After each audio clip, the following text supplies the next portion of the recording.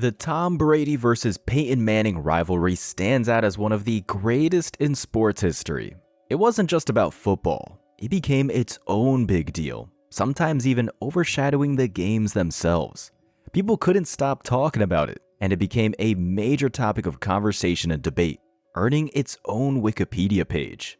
This is the Brady-Manning football rivalry. Considered the top dogs in NFL history, Brady and Manning dominated defenses with their incredible passing skills and consistency. Throughout their illustrious careers, they clashed numerous times, serving up some of the NFL's most memorable games. From Brady's debut in September 2001 to Manning's farewell in January 2016, their rivalry spanned nearly 2 decades. They faced off 17 times, sparking endless debates about who truly ruled the quarterback kingdom.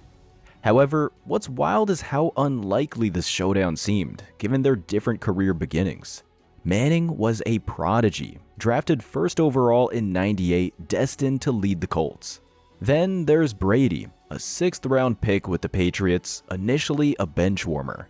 Fate had other plans in 2001 when Brady stepped in for an injured Drew Bledsoe, coincidentally facing Manning in his first start.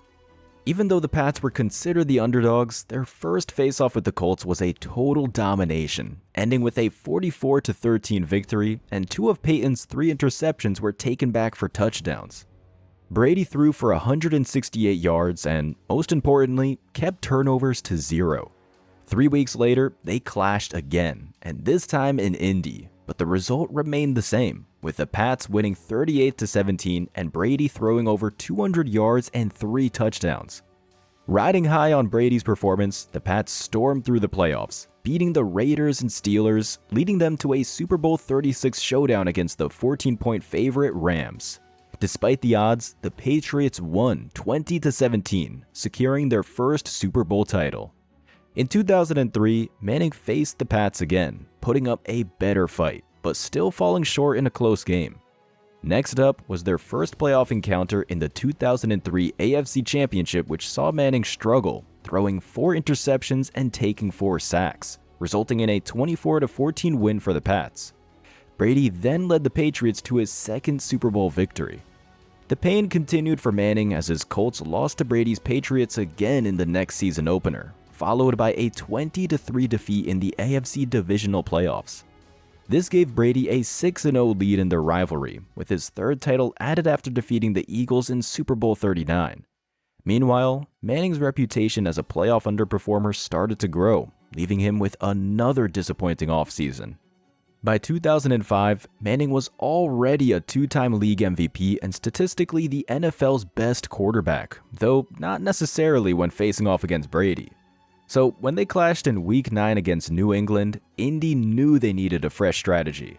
They did something they hadn't done in their previous 6 matchups: score first. Manning and the Colts stuck to their plan, sealing his first head-to-head win against Brady with a 30-yard touchdown pass to Marvin Harrison.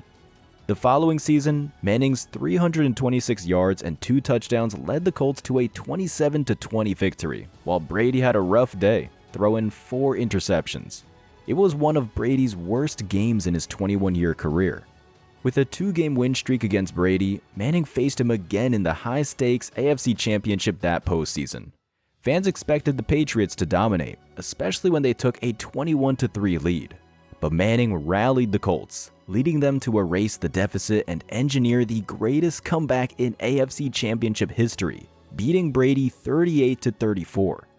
Manning then led his team to Super Bowl 41 against the Bears, where he mounted another comeback to win his first Super Bowl and MVP, something that had become routine for Brady by then. In 2007, the Colts had a 3-game winning streak against the Pats, but Brady put an end to it by throwing for 255 yards and 3 touchdowns in a 24-20 victory for the Patriots. That same season, Brady led the Pats to an undefeated 16-0 record, all the way to the Super Bowl, aiming for a perfect 19-0 season. But guess who stood in the way of that perfection? Not Peyton Manning, but his younger brother Eli Manning and the 12-point underdog New York Giants. In a low-scoring game, Eli Manning sealed the deal on Brady's quest for his 4th Lombardi Trophy, securing back-to-back Super Bowl wins for the Manning brothers. The next Brady-Manning showdown came about 2 years later due to Brady's devastating knee injury. When they met in 2009, both quarterbacks put on a show. However, a bold decision by Belichick to go for it on 4th and 2 from his own 28-yard line with 2 minutes and 8 seconds remaining backfired, allowing Peyton to throw the game-winning touchdown to Reggie Wayne for a 35-34 Colts win.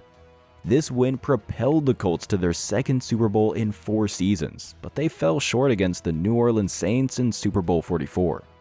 In 2010, Manning and Brady faced off again, marking Manning's last game as a Colt.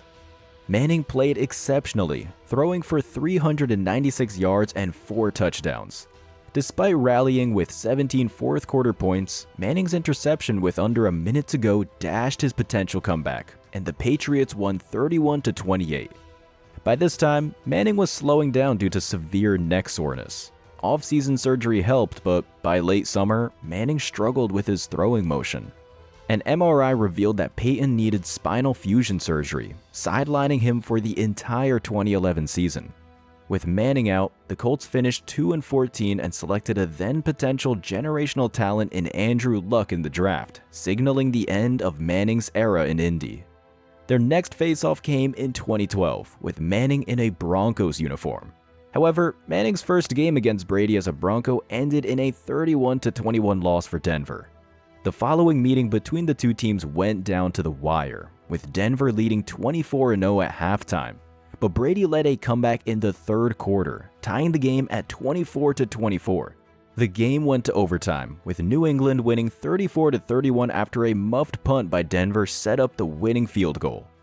Just 8 weeks later, Brady and Manning clashed again in their third AFC championship, with a Super Bowl 48 slot on the line. Manning's strategy was to keep Brady off the field as much as possible, leading long touchdown drives of 93 and 80 yards, each lasting over 7 minutes. The plan worked, with the Broncos beating the Patriots 26-16. However, the Broncos were crushed 43-8 by the Seattle Seahawks in Super Bowl 48, dropping Manning's Super Bowl record to 1-2. Coming in next was their 16 matchup, and in that game, Brady quickly took control with a 27-7 lead by halftime, throwing 4 touchdowns and leading the Pats to a 43-21 victory, despite Manning's impressive 438-yard game. Fans had to wait another 2 years for their final showdown, which fittingly happened in yet another AFC Championship game. In a nail-bitingly close game, Manning emerged victorious after Brady threw a touchdown pass to Rob Gronkowski on 4th and goal with 12 seconds left. However, the ensuing 2-point conversion attempt was intercepted by Bradley Roby, giving Manning the last laugh with a 20-18 victory. After the win, Manning closed his career with a Super Bowl 50 win, earning his second title before retiring. While Manning may have finished his career with a win against Tom Brady, Brady still held the edge in their head-to-head record, leading 11-6. Brady dominated early in the rivalry with a 6-0 record before suffering his first loss against Manning in 2005. The rivalry ended with Manning holding a 6-5 advantage, but when you look at the bigger picture, Brady's early success was dominant. All in all, the Brady-Manning rivalry was a true spectacle for football fans.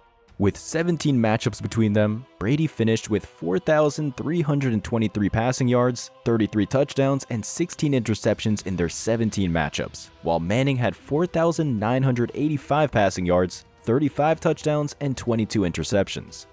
The Brady-Manning rivalry was truly special, providing football fans with thrilling matchups between two hell-sure Hall of Fame quarterbacks who consistently delivered outstanding performances. They led their teams to contention year after year, and their games often had a direct impact on the Super Bowl picture. It's unlikely we'll see another quarterback rivalry quite like Peyton Manning versus Tom Brady anytime soon. All in all, it's safe to say this was one of the greatest, if not the greatest, rivalry in NFL history. There you have it, the greatest individual rivalry in football history. Who do you think had the upper hand? Let us know in the comments below, and don't forget to give this video a like and subscribe to our channel for more NFL videos.